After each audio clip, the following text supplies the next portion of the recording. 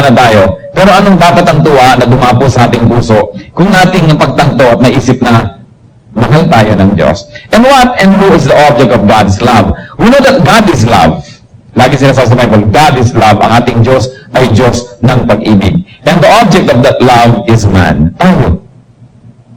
Sabi sa 1 John 4:10, this is love. Not that we loved God, but that He loved us and sent His Son as an atoning sacrifice for our sins. Pagka di po ba tayo in love, yung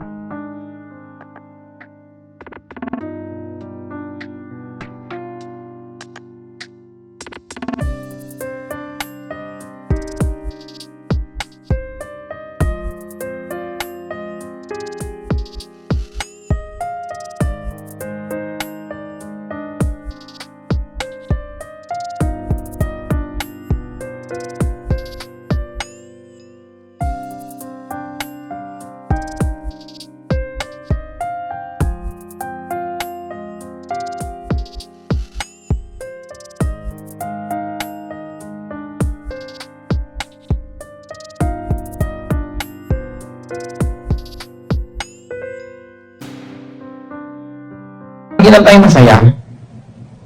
Pagka in love ka, kahit na bulaklak hiningin mo, kahit tinitingnan mo lang sopas, akala mo may kung ano ka nababasang love letter. Iba kasi yung in love eh. Pero, kaya natin dapat lalong madevelop yung ating love affair with God.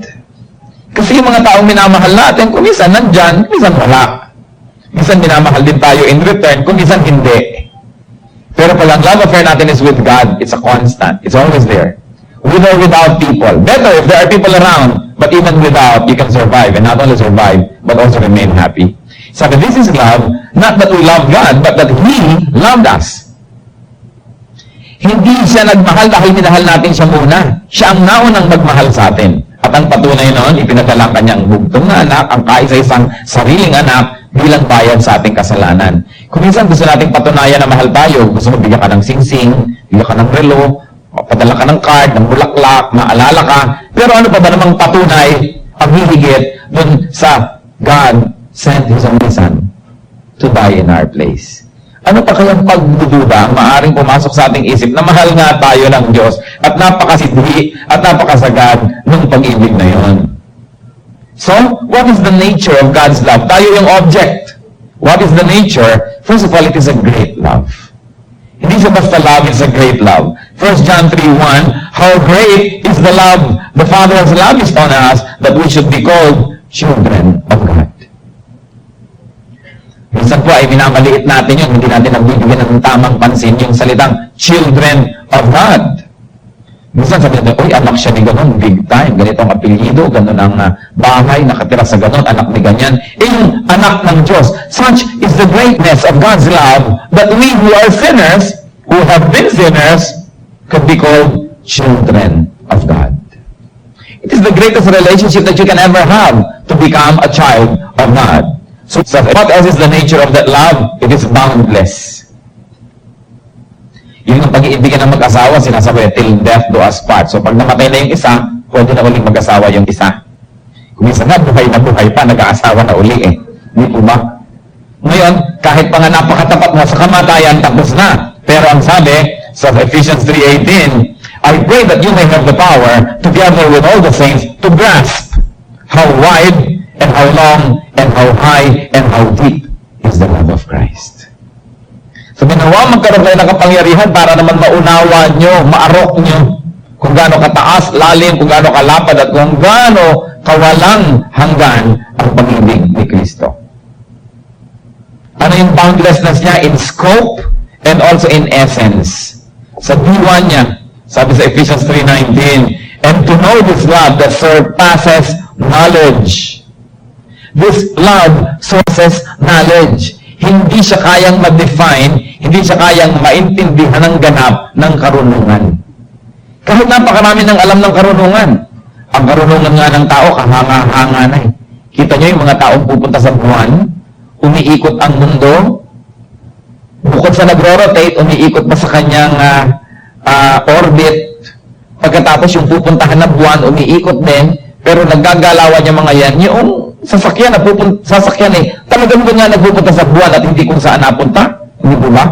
At napaplano nila dito talaga ito maglaland. Perfect rendezvous of celestial bodies, of heavenly bodies. Ang galing-galing na ng tao.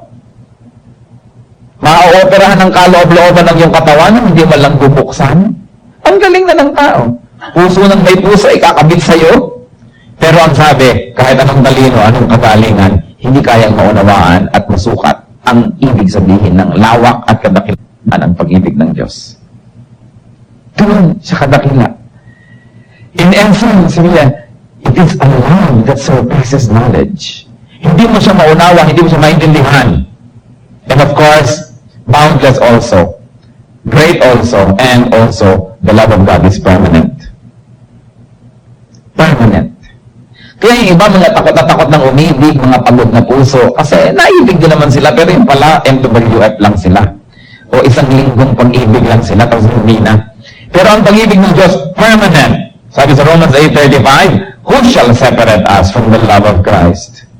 Shall trouble, or hardship, or persecution, or famine, or nakedness, or danger, or sword? And then it goes on in the next verse, neither height nor depth, nor anything else in all creation will be able to separate us from the love of God that is in Christ Jesus our Lord. Ka-permanent. That when God loves us and we reciprocate that love, our love for Him will strengthen us in any case that nothing can separate us from the love of God. Naranasan na po yan ang napakaraming mga Kristiyano all over time. Mga sinusunog, ipinapakain sa leon, tinotorture, hinuhuli, pero hindi sila sumusuko sapagkat walang pwede maghiwalay sa kanila sa pag-ibig ng Diyos. This is the greatest love story. Ang mga pinipilahan sa mga pelikulang, mga kung ano-anong love ni Juan kay Juana, love ni Pepe kay Pilar, pero mga illusions. No matter how great our love is for human beings, this is the greatest love we can ever have. Ang tanong nagbe-benefit po ba tayo from this love? Do we have this love life? Kaya kumusta ka? Eto, loveless. Bakit tayo pwede maging loveless? Eto na yung greatness ng love ng Diyos. Kasi nakafocus lang tayo, we're fixated on romantic love. At pag talagang romantic love lamang ang tinuunan nyo, talagang madalas loveless. Madalas nga torture pa yan. Although meron din naman moments na maganda siyempre yan. Kaya nga inilagay din yan ng Diyos. Pero hindi nga dapat focus ng lahat. But the permanent love of God. And how else can we look at the nature of God? God's love, it is unconditional. Walang patakaran. Pambihirang pag-ibig ito. Romans 5:8, but God demonstrates His own love for us in this. While we were still sinners, Christ died for us. Kailan po ba namatay si Kristo para sa inyo at para sa akin? Nung bag-born again na tayo? Nung bag-tinanggap na natin siya at nung nagpapakabanal na tayo? Hindi po ba? Nung hindi pa natin siya pinapansin, hindi pa natin siya kinikilala, makasalanan pa tayo, nabubuhay pa tayo sa kasalanan, that's when Christ died for us. Nauna siyang umibig. Inibig niya tayo nung di pa tayo kaibig-ibig. No, ang humanity may kasalanan, destined to go to hell, destined to what? Eternal destruction. That's when God decided that He would die for us. Etong tanong, kung nung araw na hindi pa tayo ligtas, kung nung araw na hindi pa tayo nabubugasan ng dugo ni Kristo, kung nung araw na nabubuhay pa tayo sa kasalanan at sa kadiliman ng ating mga kung ano-anong mga relihiyon, at kung nung araw na malayo tayo sa Diyos, minahal na niya tayo, di ngayon pa kaya lalo? Na nahugasan na tayo, nakahilod na tayo, kahit paano nagsisikat na tayo magpakabanal, kinakalimutan na natin yung mga nakaraan, kahit paano tinatalikuran natin yung ating mga bisyo at mga maling relasyon, ngayon pa kaya tayo hindi lalong kamahal-mahal at kaibig-ibig sa tingin ng Diyos? Kung nung araw nga, hopeless, children of darkness, children of Satan, minahal, ngayon pa na kumikilala na sa Diyos. It's a very unconditional love. And another thing, it's very initiative. Adjective yung gamit ko sa initiative. Okay, hindi noun. It's very initiative. It initiates. Siya ang nagpaumpisa ng pag-iibigan. Nung hindi natin pinapansin, hindi natin kinikilala, nun niya tayo inibig. Ngayon pa kayang pinansin na natin at kinilala. Mas kinalilimutan paminsan-minsan. Di lalo na ngayon tayong mahal ng Diyos. Kaya dapat walang taong sinasabing loveless ang buhay ko. And what else will characterize God's love? It is very sacrificial. So John 15:13, greater love has no one than this, that one lay down his life for his friends. Ano pa nga naman itong pag-ibig ang mahigit doon sa iniaalay mo ang iyong sariling buhay para sa iyong minamahal? And the Lord has done that. The Lord offered His life for all of us. Kaya sino man ang tatanggap ng pag-ibig na yun, ay matatanggap yun. Pero pwede nyo rin matanggihan. Pero sino man ang handa na tumanggap nun, ay tatanggap nun. How else is the love of God described? It is a very comforting love. Philippians 2:1. If you have any encouragement from being united with Christ, if any comfort from His love, blah, blah, blah. In other words, there is love and there is comfort in that love. Kung minsan may nagmamahal sa atin pero very uncomfortable. Minamahal ka nga pero pinoposes ka. Sinasakal ka, ikinukulong ka, hindi ka na makapunta dito at makangiti doon, hindi mo nagawa ito at hindi mo na magawa yun, ginawa ka na niyang property. So mahal mo nga ako pero ano nangyari sa akin? Naging mo akong ari-arian. Ipaling dito, ipaling doon, pahingahin dito, huwag pahingahin. Yun ang nangyayari because many people who love smash to pieces the object of their love. But the love of God is comforting. The love of God liberates instead of imprisons. The love of God allows you to be the best person that you can ever be. Kung isang pag may mahal tayo, hindi natin payagan na mag-bloom, hindi natin payagan na lumago. Gusto natin maliit ka lang para lagi kang kasi sa akin bulsa.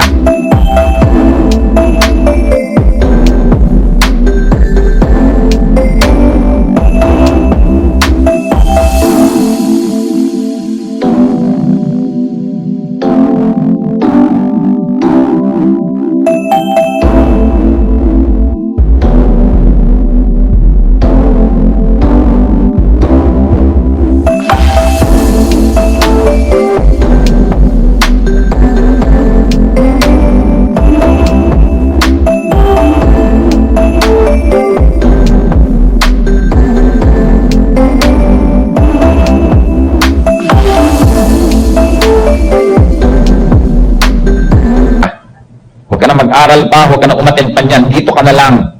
Para haba ka nagiging mangmang, lumiliit ang iyong mundo, mas kaya kita, nasa bulsa kita. May mga ganyang love. Kung saan nakakapagsisi, bakit ba nalibig pa ako ng taong ito? Kung pwede ko lang ibalik ang kahapon. Hindi ko ba, kung minsan ay ganyan nagtimutok ng mga nag-aasawa.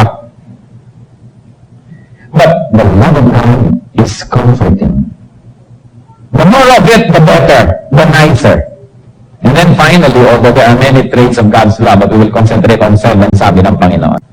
Bagamat comforting, pero yung comfort sa tama. Hindi comfort sa mali. Kasi marami pong comfort sa mali eh. Maraming guminhawak ako pero mali. Pero may bayad uli yun. But God's love is corrective. So, napakatayo, napakaganda ng pag-ibig na ito. Ano po ang bunga ng pag-ibig na ito sa tao? Anong nagiging advantage natin? Anong napapala natin kung mamahal tayo ng Diyos? Unang-una, when this love of God is received, it brings salvation to people. Iniaalok eh. Hindi po namimilit ang Diyos, pero inaalok. Pagka itong iniaalok niya na ito ating tinanggap, anong nagiging bunga? Naliligtas tayo mula sa maraming bagay. Unang-una, mula sa kaparusahan ng kasalanan. Lahat tayo makasalanan, walang exemption. Maliit, malaki, kasalanan pa rin. And sin should bring us to hell. But when you accept God's love, yung inaalok niya, huli ka. Mamahalin kita, mahalin mo ako. Maging anak kita, maging magulang mo ako. Ibig sabihin yun, pag tinanggap natin na magkaroon tayo ng personal na relasyon. Hindi relihiyon. Personal na relasyon sa Diyos. Tinatanggap natin yung kapahingahan mula sa kaparusahan ng kasalanan. We receive salvation. Bakit? Sapagkat ang ginawa ni Kristo doon sa krus, ang kanyang kamatayan, ang kanyang hirap, ibibigay sa atin yung premyo nun, which is salvation. At kinuha niya yung ating kasalanan, ang ibibigay niya sa atin yung kanyang kabanalan, kaya sa tingin ng hukuman sa langit, tayo'y banal. Therefore, those who have faith in Christ, those who accept Christ's love, get saved. Hindi na sila kailangan pang magpunta sa hell for their sins, because Jesus already paid for those sins. Kaya Samantalang, bagamat ang bayad ng Panginoon sa kasalanan ay ganap at sapat para sa lahat, ito magiging epektibo lang dun sa tatanggap. Parang meron akong hain, when ang dami-daming pagkain, pwede kayong mabusog lahat, pero ang mabubusog lang yung kakain. Kasi hindi kayo kumain, hindi kayo mabubusog kahit meron pa. Ganon din yung salvation ay binibigay ng Panginoon. Ang naliligtas lang yung tumatanggap. So ito pong unang-unang bunga ng ating loving relationship with God. The salvation is received. Another thing, graces and blessings happen when we return God's love. Ang unang-unang grasya ibinibigay ng Diyos, pag tinanggap natin ang kanyang pag-ibig, nasasave tayo. Nagkakaroon tayo ng kakayahan na maging bagong tao. Hindi automatic na nagiging bagong tao, nagkakaroon tayo ng kakayahan na maging hindi naman ako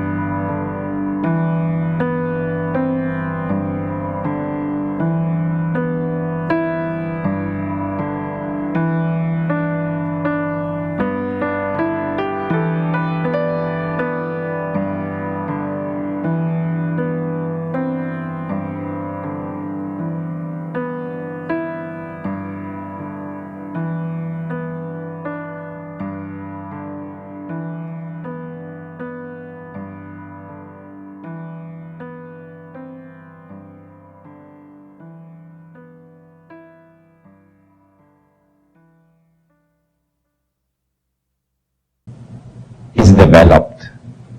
Ngayon lang ako nagkakaroon ng pag-ibig sa aking kapwa. Pag tunay na naranasan ko na ang pag-ibig ng Diyos. Ang sinasabi po ng Panginoon sa New Testament, kung ang binabati nyo lang ay yung bumabati sa inyo, maging ang mga hentil at mga makasalanan ginagawa yon. Kung ang minamahal nyo lang, yung nagmamahal sa inyo, pati mga makasalanan at wala sa Diyos, ganun din mahal din nila yung kamag-anak nila Kung ang binibigyan nyo lang, yung nagbibigay sa inyo, kahit sino ginagawa yon. Pero, ang mga anak ng Diyos, nakakangiti sa hindi kumingiti sa kanila. Nagbibigay sa hindi nagbibigay sa kanila. Nagmamahal sa hindi nagmamahal sa kanila. In fact, nagmamahal dun sa mga nakakainis. At bakit po nangyayari yon? Kasi naranasan na ang pag-ibig ng Diyos. Dahil ang totoo, ganoon ang pag-ibig ng Diyos sa atin. Minahal niya tayo nang hindi naman natin siya mahal. Binigyan niya tayo nang wala naman tayong ibinigay. Kadalasan nga, patuloy pa tayong binibigyan nang wala rin tayong ibinibigay. Iniibig tayo ng Diyos kahit tayo nakakainis. Sa palagay niyo ba, hindi kayo nakakainis? Hindi po ba? Kung minsan, ang lakas-lakas ng loob natin sabihin, nakakainis siya, siguradong sa atin may naiinis din.